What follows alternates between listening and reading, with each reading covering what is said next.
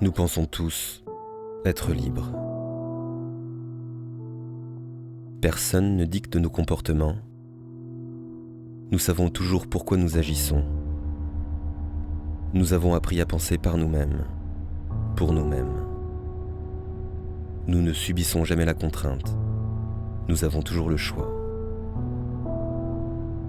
Pourtant, depuis plus d'un siècle d'observation et d'expérimentation, un champ de la psychologie nous dit le contraire.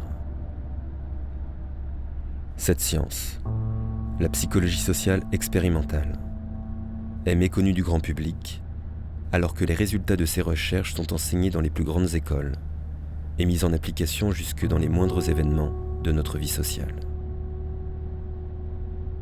Sommes-nous manipulés ?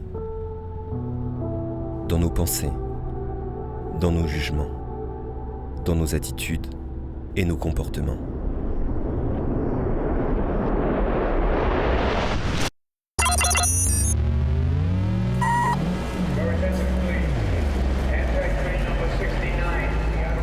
Des scientifiques nous observent. Ils ne s'intéressent pas à ce qui nous rend si singuliers. Ils déterminent ce qui fait de nous des êtres semblables. Dans leur laboratoire, ils expérimentent, ils modélisent, ils créent des lois, ils vérifient leurs hypothèses. Notre rapport aux autres, dans notre environnement social, est au cœur de leur questionnement. Leur recherche a commencé par l'analyse de nos performances.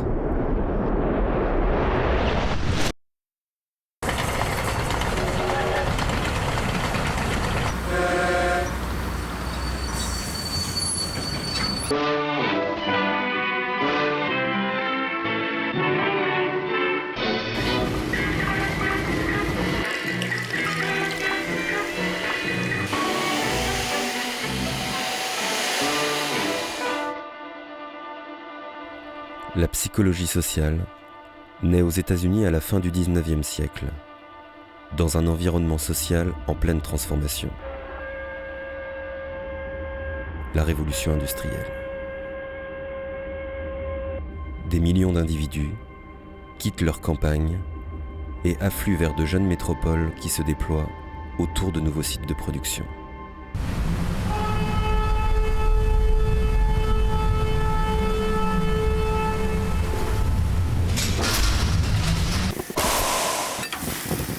Dans ces nouvelles usines, sous l'impulsion du taylorisme, les ingénieurs mettent en place l'organisation scientifique du travail. Les tâches sont minutieuses, monotones, répétitives. Le travail se spécialise. La performance est dans l'air du temps. La compétitivité grandit. L'enjeu de cette période est la gestion du capital humain et l'obsession d'accroître la productivité.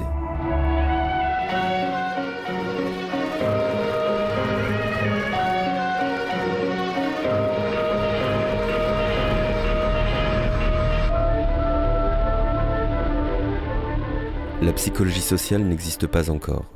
Pourtant, un ingénieur va faire une découverte fondamentale qui marquera le début de cette discipline.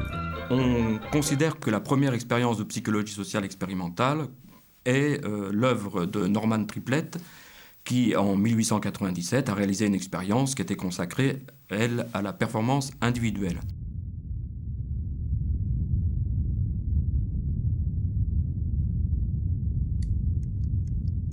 40 sujets doivent effectuer une tâche simple le plus rapidement possible. Ils participent à 2 conditions expérimentales. Dans la première, ils sont seuls. Dans la seconde, ils sont 2 à effectuer en parallèle cette même action. Ce qu'il a remarqué, c'est que les personnes allaient beaucoup plus vite lorsqu'elles étaient accompagnées d'une autre personne que lorsqu'elles étaient seules. Donc il y a une situation de compétition qui se crée et qui est très bénéfique à la performance pour des tâches très simples. On a constaté ensuite qu'il suffisait qu'une personne observe l'acteur en train de réaliser une tâche pour que celui-ci augmente aussi sa performance. Et c'est intéressant du point de vue des organisations parce que lorsqu'une situation pareille apparaît dans la réalité du travail, l'observateur est rarement un observateur désintéressé. C'est souvent un chef, c'est souvent quelqu'un qui a un statut d'évaluateur, comme on dit. Et par conséquent, on imagine très bien qu'on a intérêt, dans un contexte pareil, à ce qu'un opérateur qui fait une tâche extrêmement simple soit, entre guillemets, surveillé par quelqu'un qui a un statut pour le faire. Les travaux qu'ont suivi ceux de Triplett ne se sont pas contentés d'examiner les effets de présence sur des tâches rudimentaires. Les psychologues socio-expérimentalistes se sont intéressés aux tâches complexes et ça a permis de préciser la nature du phénomène.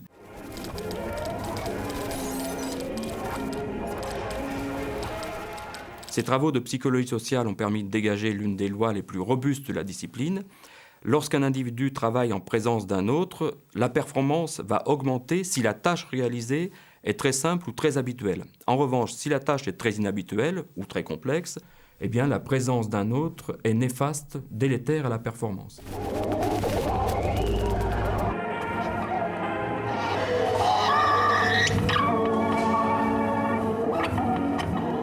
Alors il faut évidemment relier ces situations sociales, ces contextes expérimentaux à des situations réelles du travail qui sont nées avec le taylorisme justement. On pense bien évidemment au travail à la chaîne, mais aussi plus récemment à l'aménagement de l'espace de travail en open space.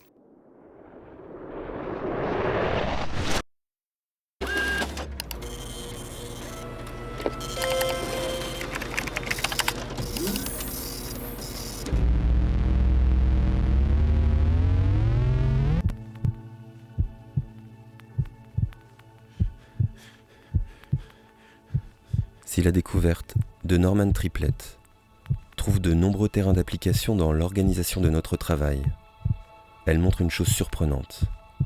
Sans que l'on le sache, l'autre nous influence dans nos actions les plus élémentaires.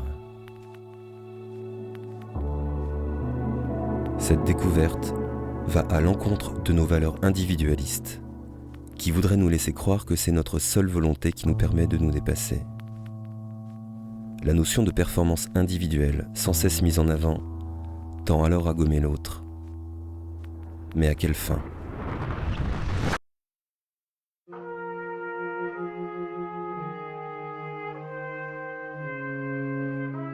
Pour commencer à comprendre, il faut revenir ici, aux États-Unis, à la fin des années 20.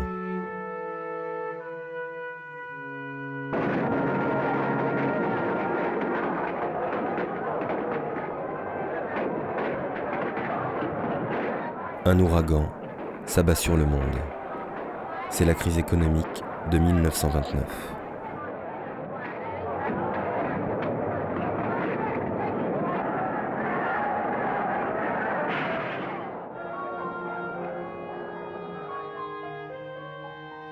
Le chômage prend le pays à la gorge. Les gens sont jetés à la rue. L'État démissionne. Face à la menace communiste, l'entreprise qui se retrouve désormais au cœur du système social va devoir redonner seule confiance aux travailleurs. C'est une façon de recréer un climat social et de satisfaire les motivations individuelles et non plus seulement les motivations économiques.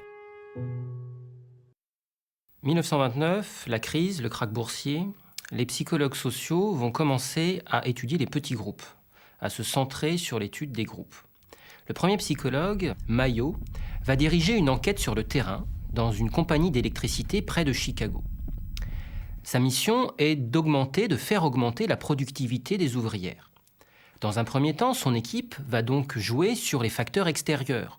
Augmentation du chauffage, augmentation de la luminosité, temps de pause allongé. Résultat, la productivité des ouvrières augmente.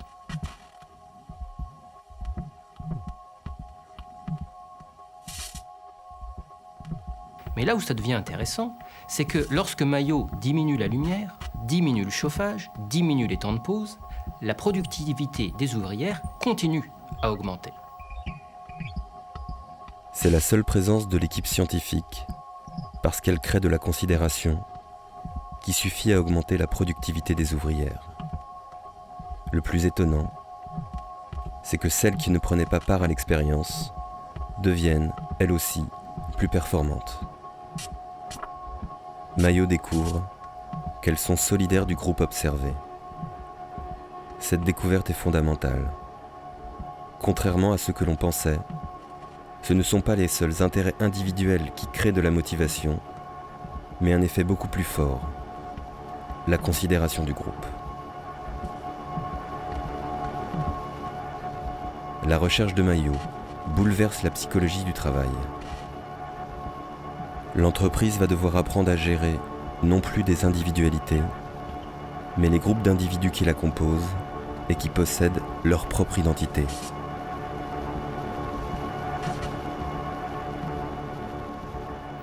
Ce sera en fait le début de ce qu'on appelle l'école des relations humaines, c'est-à-dire la prise en compte des motivations des salariés ou des ouvriers et de l'intérêt que l'on porte aux salariés ou aux ouvriers. Ce sera en fait la prise en compte de leur existence même.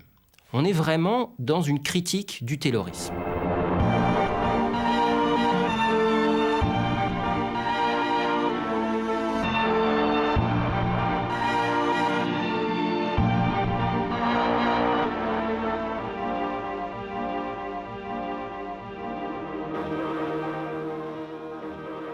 Ces études sur le petit groupe vont remettre en lumière la question principale de l'influence sociale qui avait émergé dès les débuts de la psychologie sociale.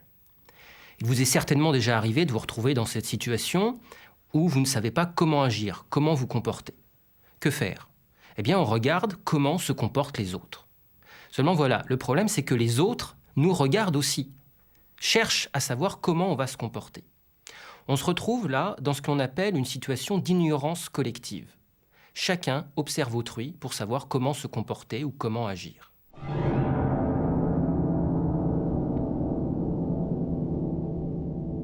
C'est un psychologue social américain, Muzaffer Sherif, qui le premier, au début des années 30, va proposer une interprétation, une explication de ces phénomènes d'uniformisation dans des situations.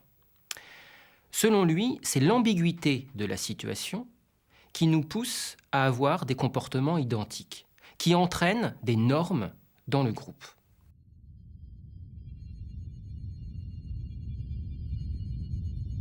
Dans un atelier, on demande à un groupe d'ouvriers d'effectuer une tâche qu'ils ne maîtrisent pas. Chacun produit à son rythme plus ou moins de pièces par heure. Passé un temps, on remarque que les plus rapides baissent leur cadence, alors que les plus lents l'augmentent. Le groupe de travailleurs va naturellement moyenniser sa performance et déterminer un niveau de production acceptable par tous. C'est la création d'une norme. Le groupe s'harmonise. Personne ne s'aligne sur le meilleur.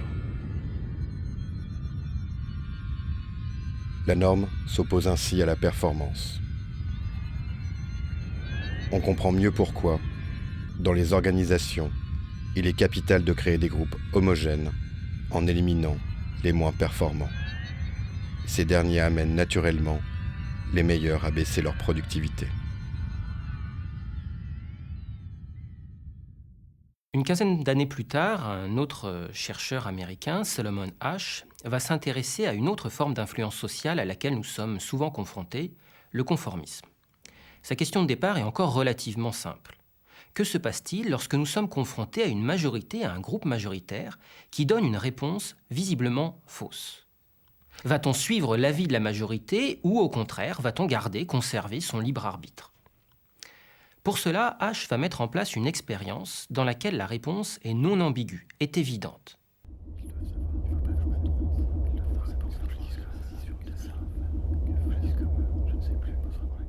Un groupe d'étudiants est invité à participer à un prétendu test de vision.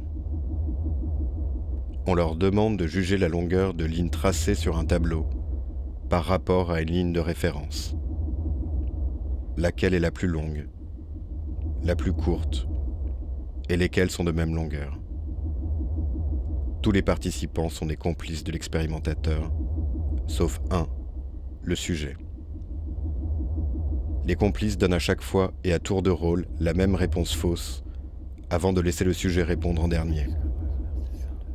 L'objet de cette expérience est d'observer comment cet étudiant va réagir aux réponses des autres.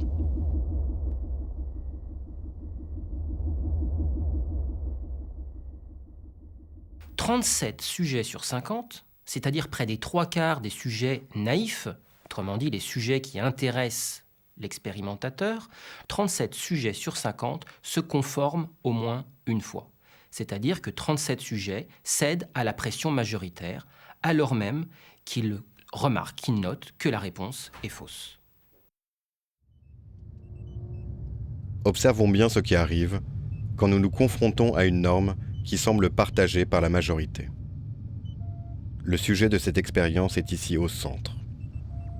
Tous les autres participants autour de lui sont des complices de l'expérimentateur.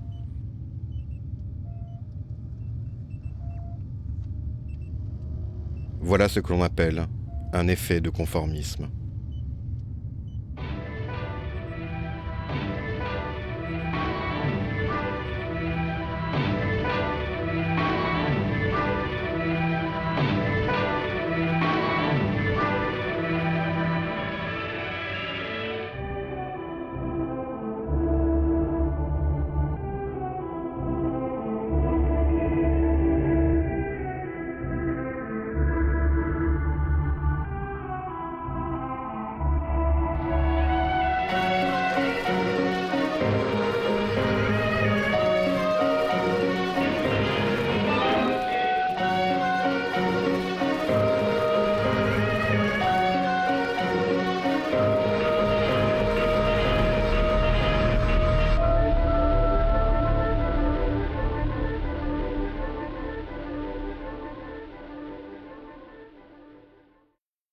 Cette psychologie de l'influence sociale est en réalité une psychologie de la majorité.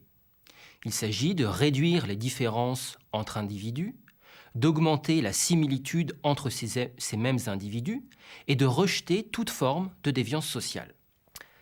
C'est le règne du contrôle social.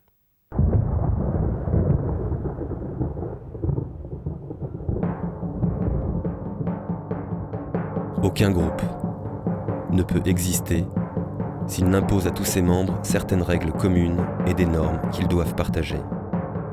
C'est le principe de toute civilisation. Le processus de conformité est donc de la plus haute importance. Il assure la survie du groupe en réduisant les sources de conflit par l'élimination de toute forme de déviance.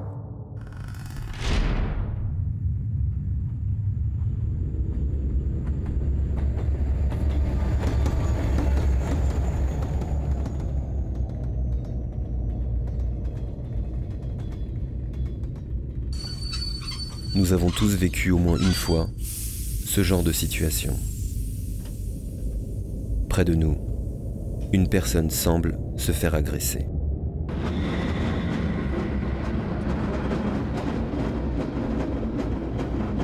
Avant tout, faute de certitude, nous observons la réaction des autres pour être sûrs de bien comprendre ce qui se passe. Et comme tous les autres font de même, nous ne voyons personne réagir. Nous pensons donc qu'il n'y a rien de grave. Le groupe adopte alors une norme de non-intervention.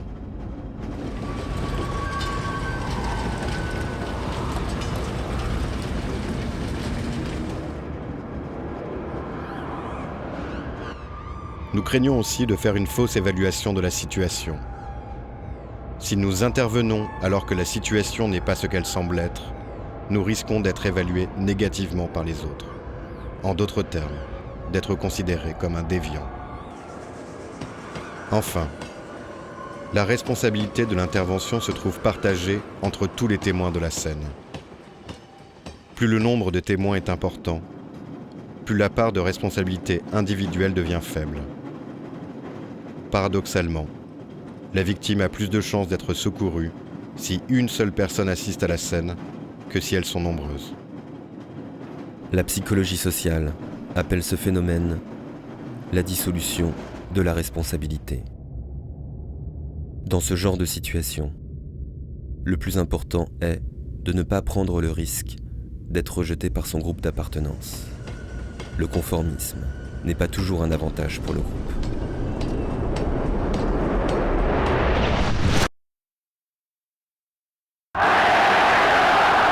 Ein Volk sein, und ihr, meine Jugend, sollt dieses Volk nun werden.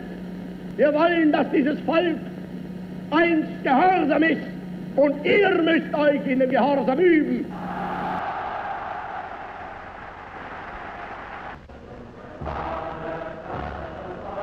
Si la pression sociale peut nous pousser à nous conformer, peut-elle nous contraindre à accomplir des actes moralement inhumains?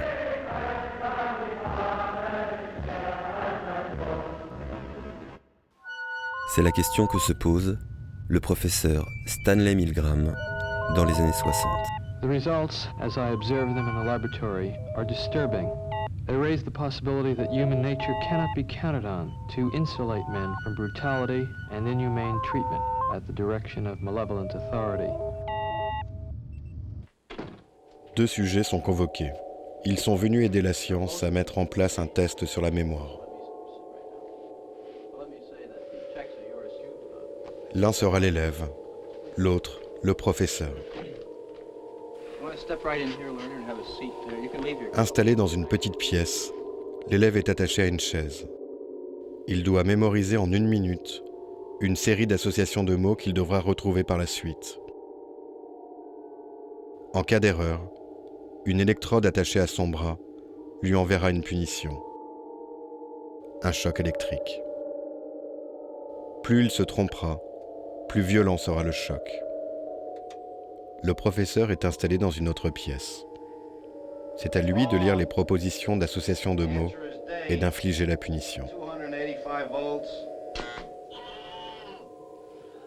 Ce qui importe à Milgram, ce n'est pas la capacité de mémoire de l'élève, c'est la capacité d'obéissance du professeur.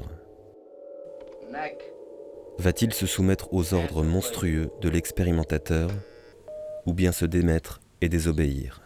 Go on, teacher. Here, 375 volts. Something's happened to that fellow in there. I don't get no answer. He was hollering on less voltage. Can't you check in to see if he's all right, please? Not once we've started. Please continue, teacher.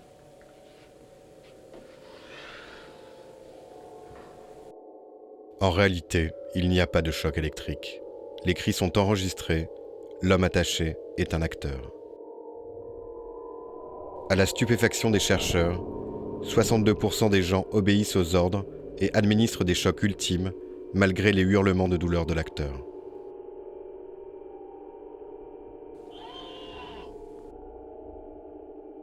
Stanley Milgram démontre ainsi que tout individu peut commettre les pires atrocités quand l'autorité qui lui ordonne de le faire est à ses yeux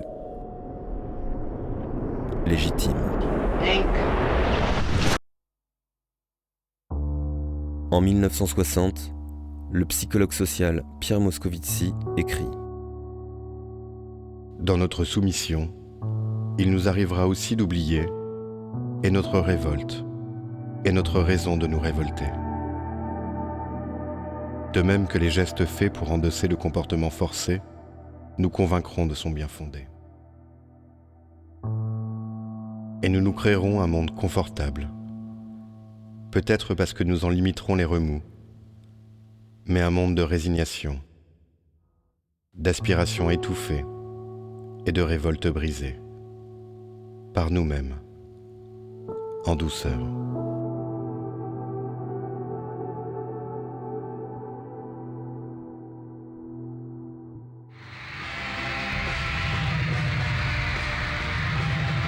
Pour produire les changements, les bouleversements, l'influence minoritaire survient à un point nommé.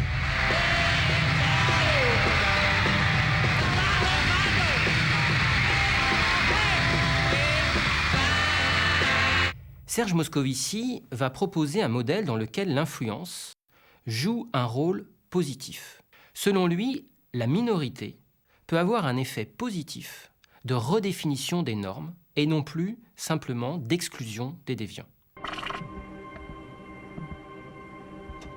Serge Moscovici imagine une expérience analogue à celle de Solomon Asch sur le conformisme.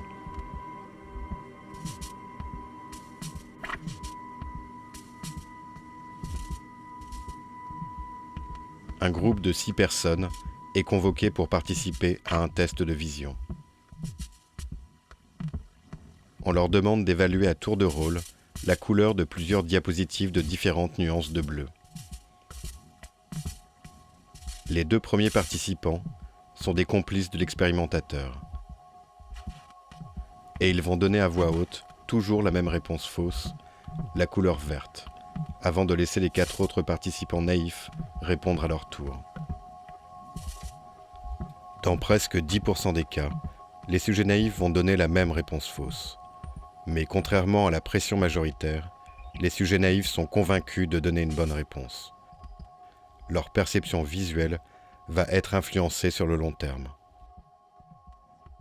Moscovici va montrer qu'une minorité peut donc avoir une influence durable, c'est ce qui est nouveau, à condition qu'elle ait un certain style de comportement, c'est-à-dire que si elle donne toujours la même opinion, notamment, une minorité peut avoir un poids, peut réussir à influencer une majorité. Et c'est là où on a un renversement total de situation, en tout cas de conception. L'innovation n'est plus conçue comme le rejet du déviant ou comme le rejet de la non-conformité, mais l'innovation est conçue comme un processus fondamental au cœur du fonctionnement social. All power to the people! None of these G-card buildings demand that UAP Newton be set free! I have a dream that one day, down in Alabama,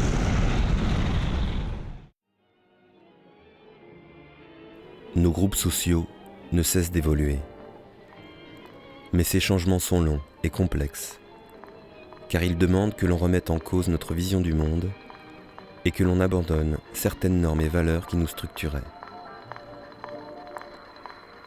La force d'un groupe tient donc aussi dans son pouvoir de discrimination. Pour cela, nous possédons tous une âme redoutable que nous activons automatiquement dès le plus jeune âge, le stéréotype.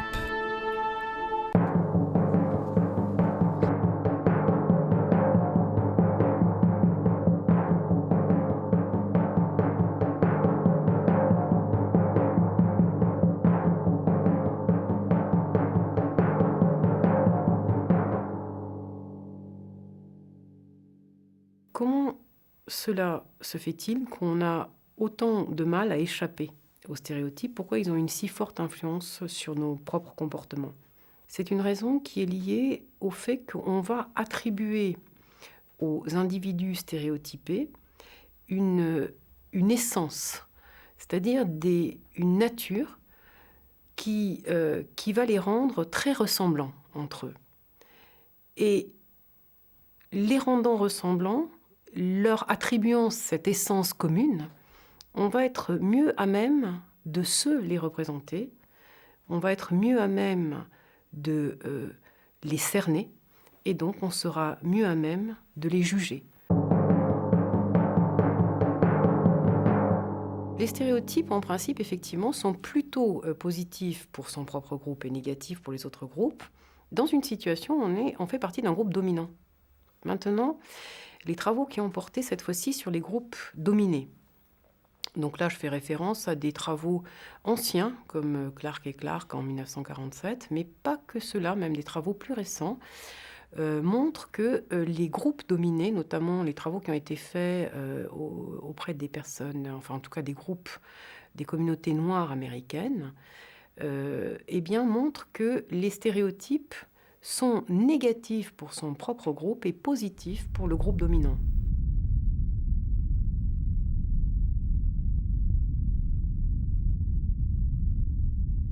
Dans les années 40, Kenneth et Mamie Clark furent à l'origine d'une expérimentation permettant de mettre en évidence l'existence d'un conformisme légèrement malsain chez les groupes dominés. Les auteurs réalisèrent leur expérimentation avec des enfants noirs de 3 à 7 ans qui devaient répondre à des questions visant à mesurer leurs préférences pour des poupées qu'on leur présentait. Which doll is the black doll? And which one is the white doll? That one. Which doll is the pretty doll? Which doll is the nice doll? Which doll is the bad doll? Which doll is the nice doll? And which doll is the bad doll? And why is that doll pretty? Because she's white and he has 2 eyes. Which doll is the ugly doll? Why is that doll ugly? Because he's black. Which doll looks most like you? Like me? Yeah, which one looks like you? And that one. Okay. That doll.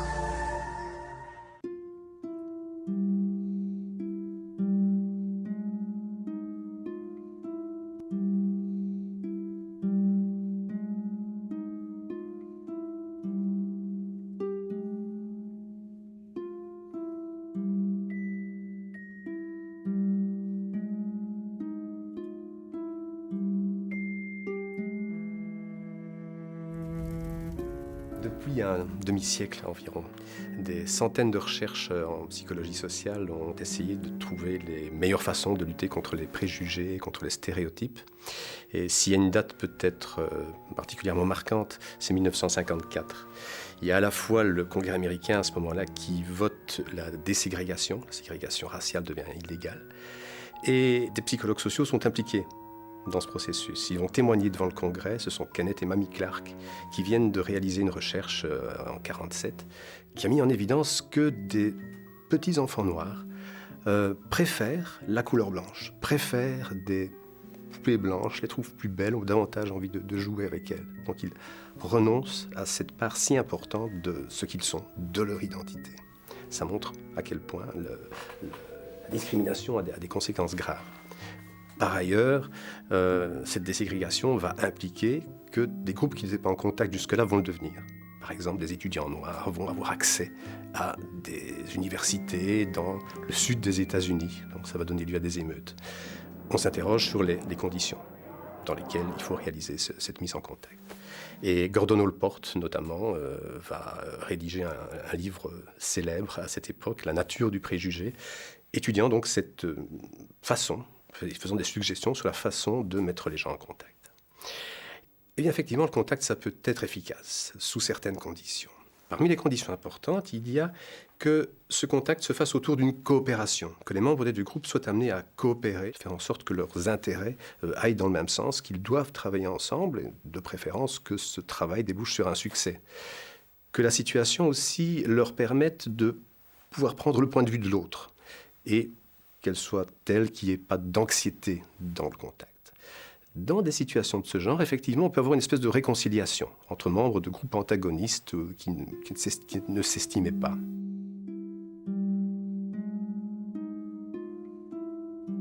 D'autre part, évidemment, il y a d'autres pistes. On ne peut pas toujours mettre les gens en contact pour les amener à se rapprocher. Alors, qu'est-ce qu'on peut envisager d'autre ?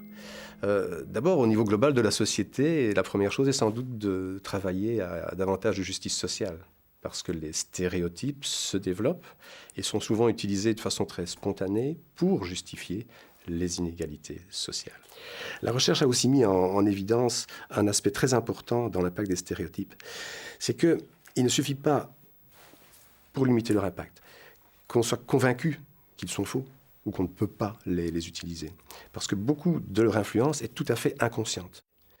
Même des gens qui ont l'intention d'éviter tout racisme, tout sexisme, toute discrimination, risquent d'être contaminés à leur insu par les stéréotypes ambiants dans la société où ils vivent, qu'ils ont en tête, et qui, à leur insu, peut colorer leur perception de l'autre.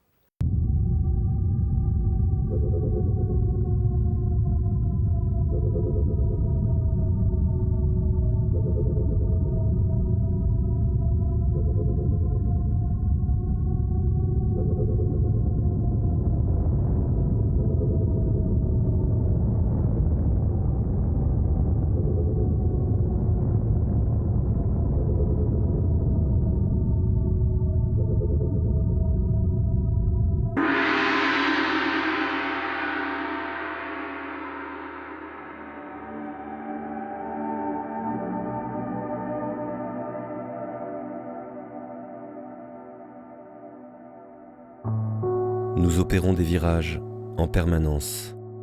Et pourtant, jamais nous ne quittons la route.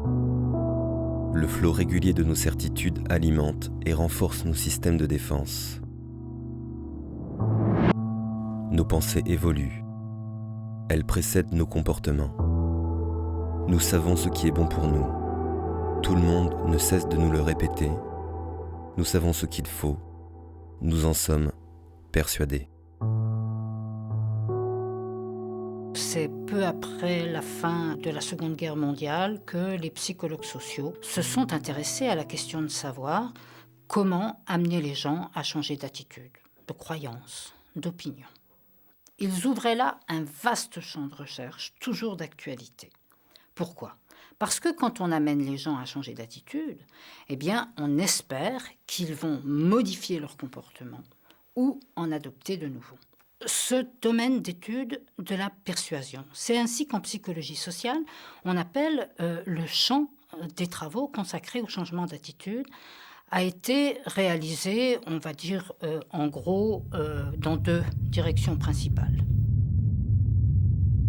Dans la première direction, les travaux ont consisté à identifier les conditions du changement d'attitude. Autrement dit, les conditions permettant à un message d'être persuasif. Alors que les messages concernent la géopolitique, la publicité ou la prévention. Eh bien, on s'est très vite rendu compte que les récepteurs des messages, c'est-à-dire vous, moi, sont loin d'être passifs pendant la réception des messages. En effet, qu'a-t-il été montré ? Eh bien, d'une part, que plus le nombre de pensées positives développées pendant la réception du message est élevé, plus fort est l'impact du message persuasif. Ça va ? Oui, ça va. Clara ? Clara ? Maman ? Clara ?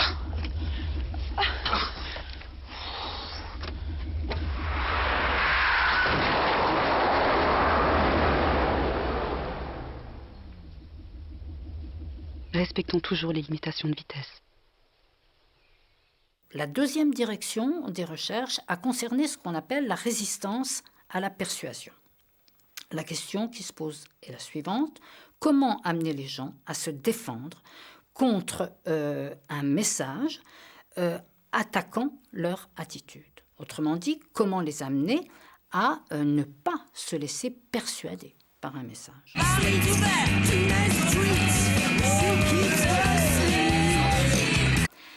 Par analogie avec le principe du vaccin, qui consiste à immuniser un organisme en l'amenant à se défendre contre un virus en lui injectant des doses faibles de ce virus.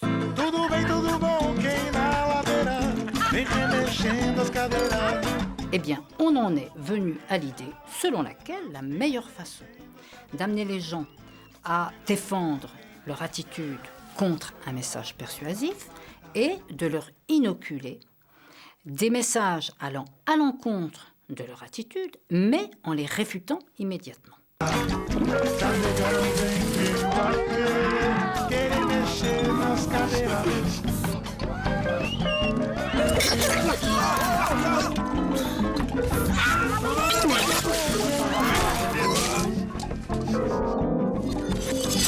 Boire trop, des sensations trop extrêmes. L'excès d'alcool entraîne coma éthylique, violence, accidents et abus sexuels. Aussi passionnant que soit le domaine d'études sur la persuasion, une question reste posée. Le changement d'attitude est-il une condition nécessaire et suffisante pour entraîner un changement de comportement ?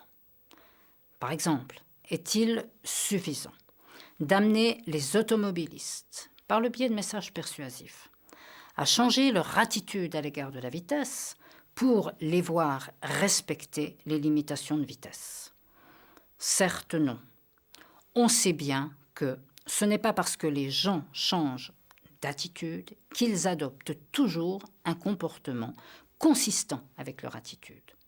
C'est pourquoi certains chercheurs pensent que pour amener les gens à changer de comportement, il vaut mieux leur faire adopter un nouveau comportement. La théorie de l'engagement apporte des éléments de réponse très concrets à une question centrale en matière d'application.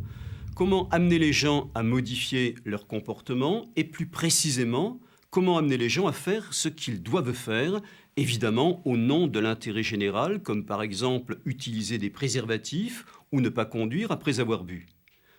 Pourtant, malgré ses potentialités, la théorie de l'engagement est encore peu connue, peut-être parce qu'elle rompt avec une conception du changement largement dominante, selon laquelle il suffirait de modifier les idées pour modifier les comportements.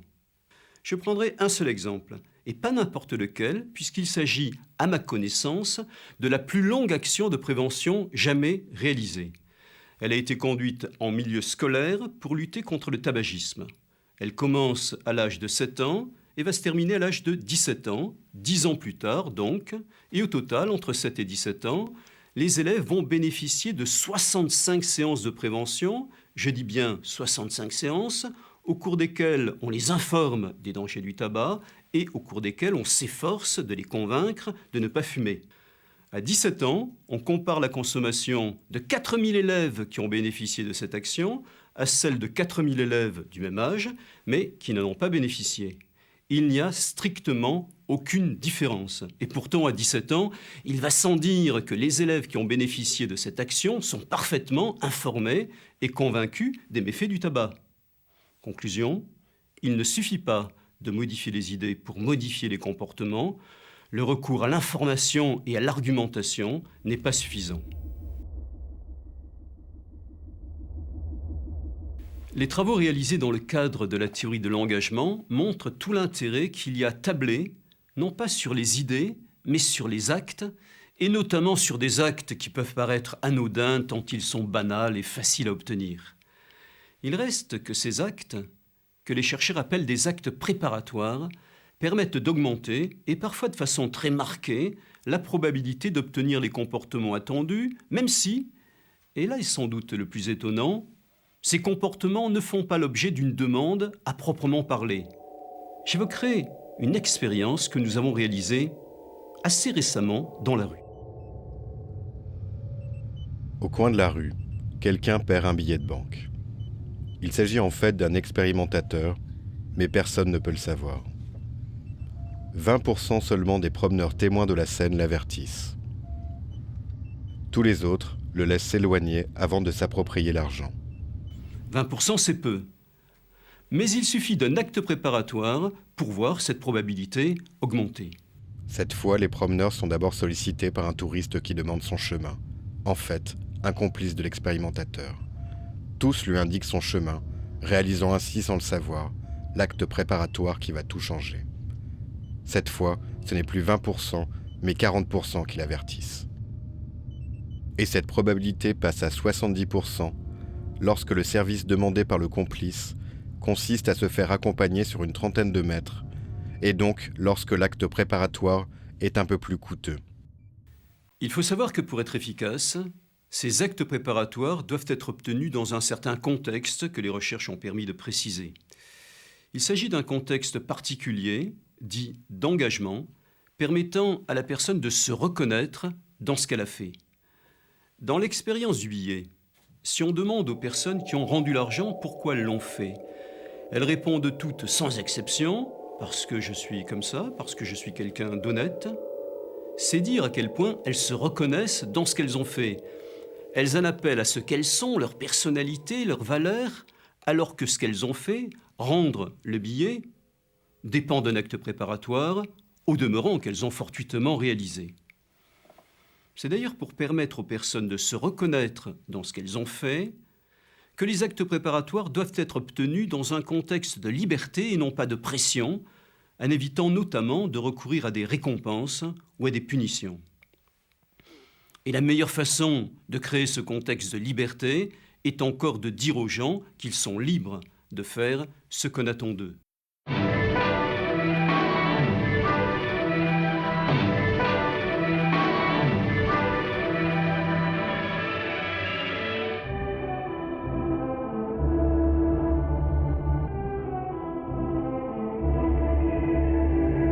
Nous sommes pour une large part gouvernés par des hommes dont nous ignorons tout, qui modèle nos esprits, forge nos goûts, nous souffle nos idées.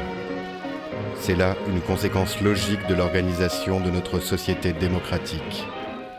Cette forme de coopération du plus grand nombre est une nécessité pour que nous puissions vivre ensemble au sein d'une société au fonctionnement bien huilé. Voici ce qu'écrivait Edward Bernays en 1928 dans un ouvrage intitulé « Propaganda, comment manipuler l'opinion en démocratie ». En s'inspirant des recherches de l'époque sur la psychologie des foules et en y mêlant les récentes découvertes sur la psychanalyse de Freud, il propose des techniques pour manipuler l'opinion publique. Il les offre au marché avec l'assurance d'y trouver l'outil rêvé pour influencer et assouvir les masses.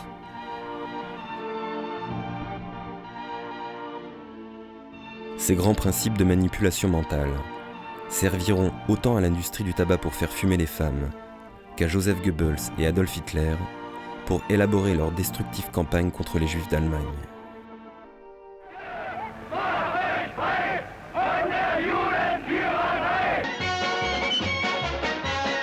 Dans ce nouveau modèle, la publicité et le marketing deviennent les armes du pouvoir. La nouvelle idéologie dominante place l'individu seul au cœur du système social.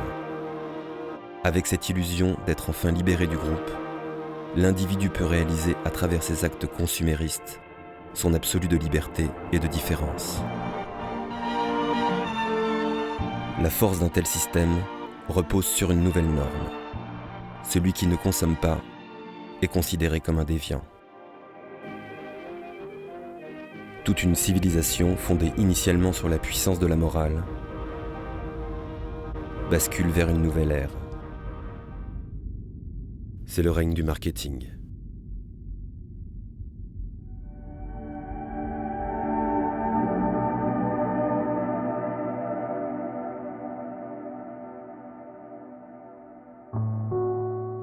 Nous pensons tous être libres. Mais la psychologie sociale nous dit le contraire. Si les connaissances qu'elle produit nous permettent de mieux comprendre ce qui nous influence, dans nos comportements, dans nos performances, dans nos jugements, dans nos émotions, dans un contexte social donné, si ces connaissances nous permettent de comprendre certains faits historiques et sociaux, et en particulier l'embrigadement des masses dans certains régimes totalitaires, si ces connaissances peuvent être utilisées comme pour toute discipline scientifique, pour servir des causes qui sont moralement acceptables, autant que pour d'autres qui ne le sont pas, alors, comment se fait-il que cette science soit aussi méconnue du grand public ? Comment se fait-il que les résultats de ces recherches ne soient pas enseignés à l'école dès le plus jeune âge ?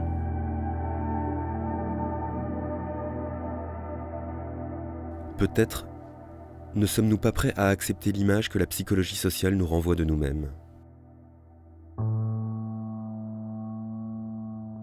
Une chose est sûre, un des grands outils des manipulateurs est l'illusion de liberté des personnes. Nous pensons tous que nous ne sommes pas manipulables, et c'est le socle sur lequel toutes les manipulations se basent.